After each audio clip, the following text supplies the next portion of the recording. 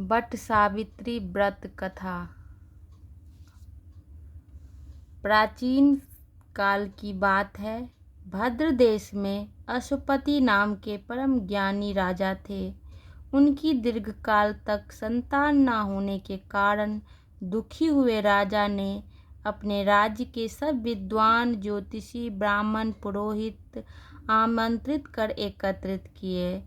सबका यथायोग्य सत्कार कर उन्होंने कहा, हे महर्षिदर्शी विद्वान विप्रो, आप सब गणना कर यह बताने की कृपा करें कि मेरे भाग्य में कोई संतान है या नहीं।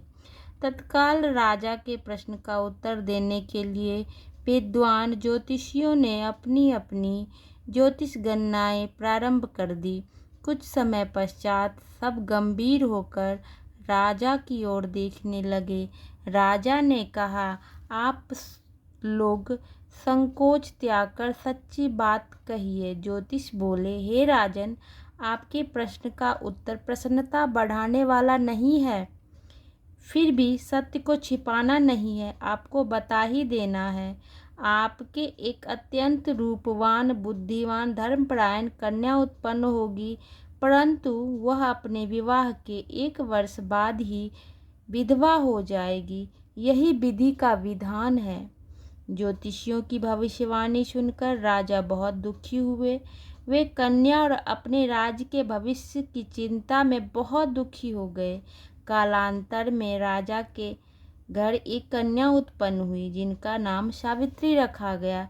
वह समयानुसार बचपन व्यतीत कर युवा हुई और विवाह की आयु की हो गई। राजा अपनी कन्या के विवाह का परिणाम सोचकर ही दुखी हो जाते थे। वे ये विचारने लगे कि कुछ बचाव का प्रयास किया जाए।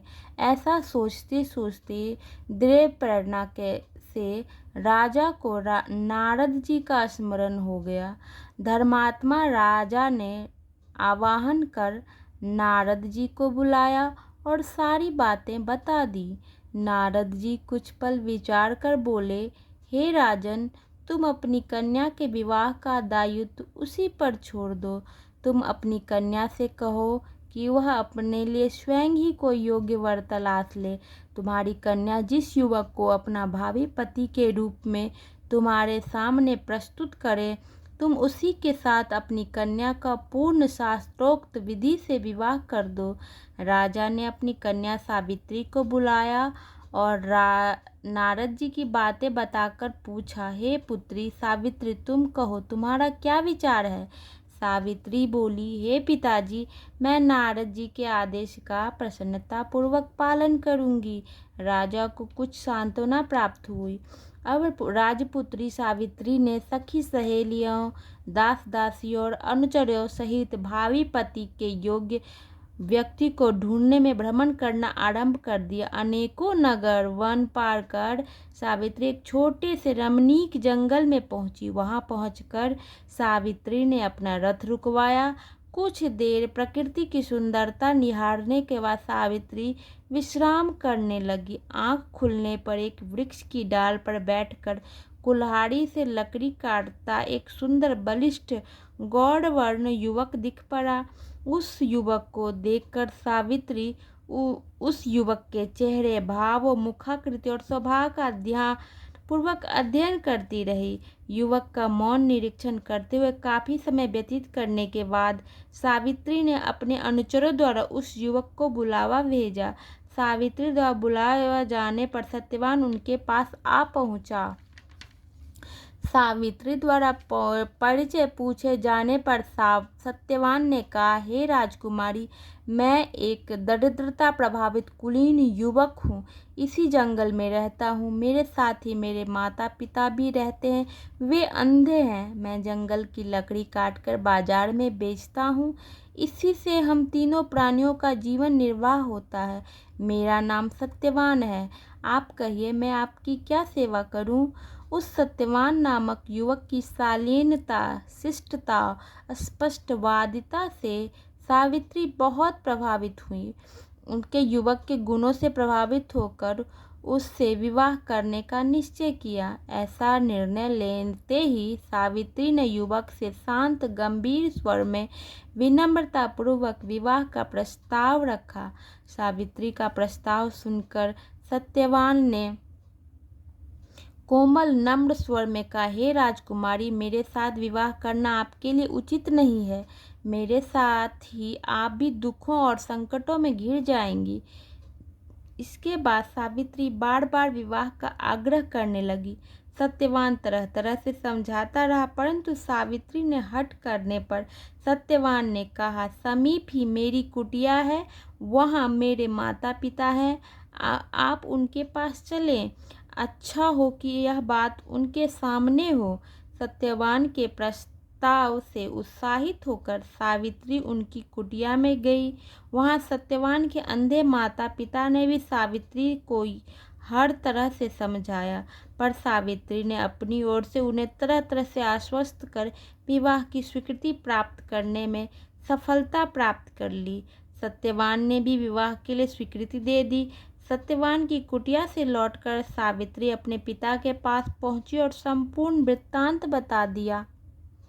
सावित्री अपने पिता से वार्तालाप कर ही रही थी कि उसी समय नारद जी आ पहुँचे। वे बोले, तुमने अपना वर किसे चुना है? इस पर सावित्री ने पुनः सारी बातें नारद जी के सामने भी दोहरा दी। नारद जी बोले, सत्यवान एक गुणवान, रूपवान, सदाचारी, सज्जन युवक है, परंतु विवाह के 1 वर्ष बाद ही उसकी मृत्यु हो जाएगी।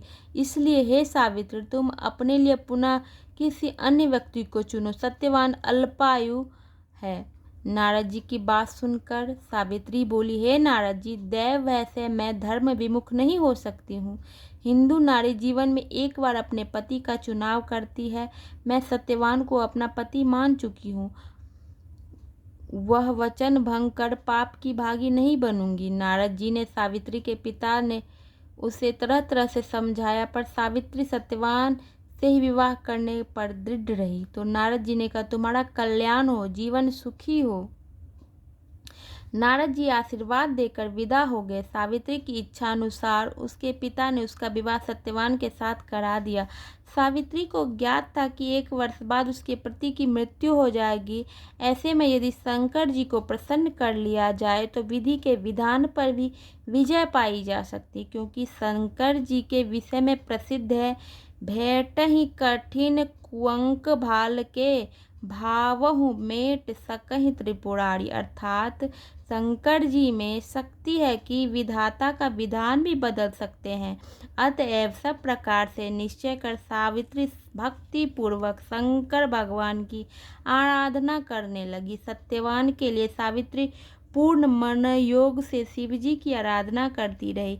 जब सत्यवान की आयु के केवल 7 दिन शेष रह गए तो सावित्री और तीव्रता से कठिन व्रत उपवास कर भगवान को प्रसन्न करने में लग गई।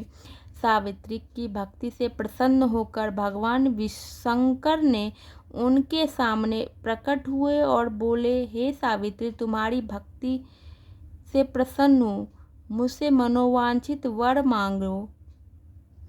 सावित्री बोली, हे भगवान, मेरे पति की आयु के 2 दिन ही शेष हैं, कृपया उनकी जीवन रक्षा की युक्ति बताएं। भगवान शंकर बोले, कल ज्येष्ठ की अमावस्या के दिन भक्ति पूर्वक वट वृक्ष की पूजा करने से तुम्हारी मनोकामना पूर्ण होगी। सावित्री ने वट वृक्ष की भक्ति पूर्वक पूजा की और रात्रि जागरण किया।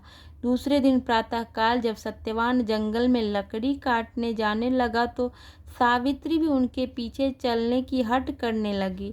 किसी प्रकार सास ससुर को राजी कर सावित्री ने पति को भी मना लिया और उनके साथ जंगल में स्वयं भी चल पड़ी।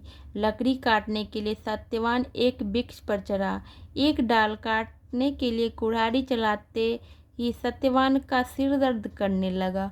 वह वृक्ष से नीचे उतर आए और सावित्री से बोला, मेरे सिर में पीड़ा हो रही है, मैं आराम करना चाहता हूँ। पतिव्रता धर्मपरायणा सावित्री चिंतित होने लगी। सत्यवान कुछ ही देर में मूर्छित होकर अचेत हो गया। तभी सावित्री ने अपने सम्मुख एक दिव्य पुरुष को देखा। उस दिव्य पुरुष को देखकर सावित्री ने पूछा, आप कौन हैं? उसने उत्तर दिया, मैं यमराज हूँ। तुम्हारे पति की आयु समाप्त हो चुकी है, मैं उनके प्राण लेने आया हूँ। अपनी बात समाप्त कर यमराज ने सावित्री की गोद में अचेत पड़े सत्यवान के प्राण लेकर प्रस्थान किया। सावित्री भी यमराज के पीछे पीछे चल पड़ी। यमराज ने सावित्री को अपने पीछे आने से बार बार मना किया, पर सावित्री नहीं मानी। जब वह यमराज के पीछे चलती हुई बहुत दूर आ गई तो उससे अपना पीछा छुड़वाने का यमराज ने विचार किया। यमराज बोले, हे सावित्री, अपने पति को प्राण देने के अतिरिक्त कोई अन्य 3 वर मांग लो और लौट जाओ। इस पर सावित्री ने कहा, हे धर्मराज जी, मेरे सास ससुर फिर से नेत्रवान हो जाएं। धर्मराज ने कहा, एवमस्तु। सावित्री ने अपने सास ससुर का खोया राज्य लौटाने की प्रार्थना की। धर्मराज ने इसे भी स्वीकार किया। तो अंत में सावित्री तीसरा वर मांगा कि मेरे 100 पुत्र हो जाएं। फिर धर्मराज बोले, 100 पुत्र हो जाएंगे। वरदान देकर धर्मराज शीघ्रता से आगे बढ़े। कुछ दूर जाने के बाद धर्मराज ने पीछे मुड़कर देखा तो पाया कि सावित्री अभी भी पीछे पीछे चली आ रही है। इस पर क्रोधित होकर धर्मराज बोले, मैंने तुम्हारे 3 वर स्वीकार कर लिए, फिर तुम मेरे पीछे क्यों आ रही हो? सावित्री बोली, हे भगवान, आपने मुझे पुत्रवती होने का वर दिया, फिर भी आप मेरे पति के प्राण लेकर जा रहे हैं। पति के बिना मैं कैसे पुत्रवती बनूंगी? सावित्री का तर्क सुनकर और अपने वरदान देने की गलती का अनवर कर धर्मराज बौखला गए। पुनः संयत होकर बोले, हे सावित्री, तेरा सुहाग तो नहीं था, परंतु बरसायत अमावस्या करने से, पार्वती जी की पूजा करने से तेरा पति जीवित हो जाएगा। बड़ी चतुरता से तूने मुझे धर्म संकट में डाला। जाओ, वरदान असत्य नहीं होगा। अपने पति के पास जाओ, तुम्हारे पहुँचते ही सत्यवान जीवित हो उठेगा। सावित्री अपने पति के पास लौट आई तो वह जीवित हो उठा। दोनों प्रसन्न होकर घर आए। यमराज के पहले दोनों वरदान भी पूरे हो गए। सावित्री के सास ससुर को दिखाई देने लगा, उनका राज्य भी वापस मिल गया। यह सब बरसायत अमावस्या के व्रत का प्रभाव था। इस व्रत को सर्वप्रथम सावित्री ने मनाया, अतएव इस व्रत का दूसरा नाम वट सावित्री वटम भी हुआ। हे भगवान, जिस प्रकार आपने सावित्री को अचल सुहाग दिया, वैसे ही सभी को देना। जो भी इस कहानी को कहता सुनता है, उनकी सब मनोकामनाएं पूर्ण होती हैं। सावित्री के पिता को पुराने श्राप से मुक्ति प्राप्त हुई। सावित्री के पिता अश्वपति को भी 100 पुत्र प्राप्त हुए। उन्होंने सारे में ढिंढोरा पिटवा दिया कि कहते सुनते जेठ की अमावस्या आएगी, जब बड़ की पूजा करना और बड़ के पत्तों का गहना बनाकर पहनना। सावित्री सत्यवान के भी 100 पुत्र प्राप्त करके दीर्घायु तक राजभोग भोगा और अंत में वैकुंठ सिधारे। प्रत्येक सौभाग्यवती स्त्री के लिए यह व्रत करना आवश्यक है और अवश्य करना चाहिए। जय ओम नमः शिवाय।